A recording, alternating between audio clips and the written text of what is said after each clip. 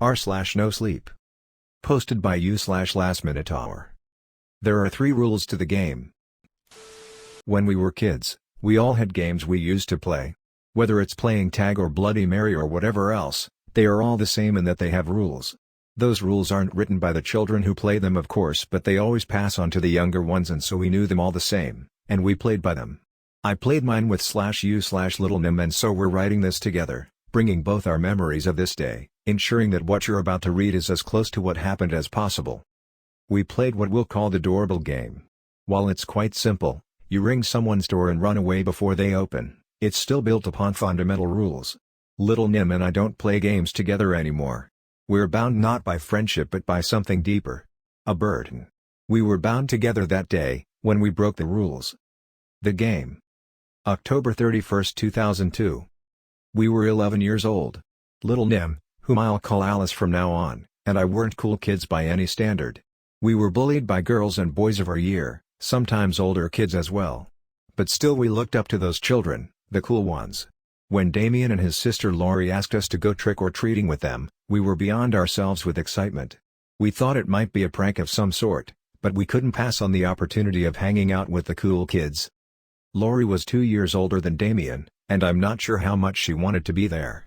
I always assumed her parents made her go with her brother and his friends, since this was their first year trick-or-treating on their own. We were very thrilled by this, since our parents had agreed not to come as well. We all met in the park near our school. There were 5 of us: Laurie, Damien, his best friend Jason, Alice and I. I remember thinking how awesome their costumes looked. But they hadn't brought anything else. No bags, no pillowcases, nothing to receive candy. We soon learned that they didn't want to go trick-or-treating. They thought it was lame. They wanted to play the doorbell game. Rule number 1, when dared, you have to ring the bell. We did a few houses around our neighborhood. Damien and his best friend Jason would go ring the bells and we'd all run together. Alice and I were having fun, but we still felt quite uneasy being around them. They were nice to us. Until it was finally our turn and Damien dared us to ring at the old LaMontagne house. It was named so after the last tenant, Charles LaMontagne. His family had lived there for years, but it had been abandoned for a long time now. Still, there were rumors that someone lived there still. An old man, who would snatch naughty children who came too close to his house. When your cat or dog went missing, the old man from the LaMontagne house had caught it and eaten it. Scary stories kids told each other at sleepovers.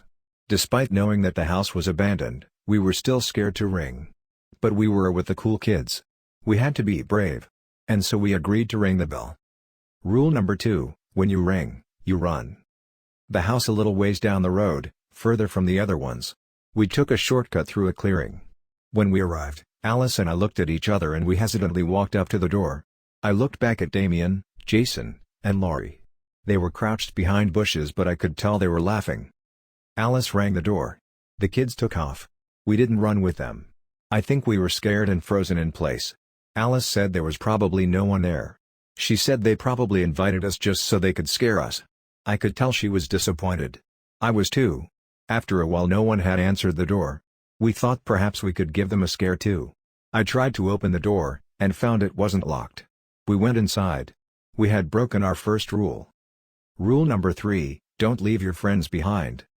Our plan was to wait them out and see if they'd come looking for us. We would wait 20 minutes and then leave if they didn't. If they came back, then we'd hide and scare them as they came inside. We left the door open so they would think to come in. Alice always carried a Polaroid camera her parents had bought her, so we could take a picture of them, to show them how scared they look. After about 10 minutes, we heard them come.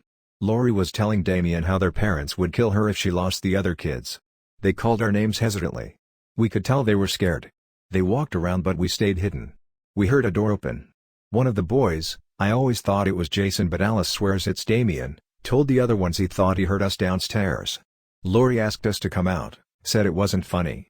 When we didn't, she said someone should go get us in the basement. They argued for a bit over who would go. It was pitch black down there, and this was a time before everyone had flashlights on cell phones. In the end they agreed to go together. It was perfect. When they were all the way down the stairs, Alice and I sprinted to the basement door. They screamed when they heard our footsteps. We snapped a picture of them with a Polaroid and closed the door. They kept screaming. Alice grabbed the photograph as it came out and we giggled. I was excited to see the picture, But it was too dark to see anything inside, so we decided to go back out and walk home on our own. We had broken the third rule, but so had they. We'd gotten them back really good. We decided not to wait for them, as they would probably be furious when they came out, so we just left. After we were halfway through the clearing, we looked behind. No sign of them. I was about to tell Alice something might be wrong, when I looked at her and saw how frightened she was. She held out the picture. The flash had captured them and their expressions of terror perfectly.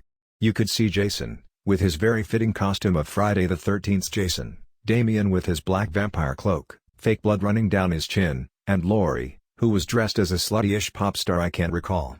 The camera had also captured a fourth person. Behind them was a tall and slender man, staring at the camera. His expression wasn't one of terror but one of joy.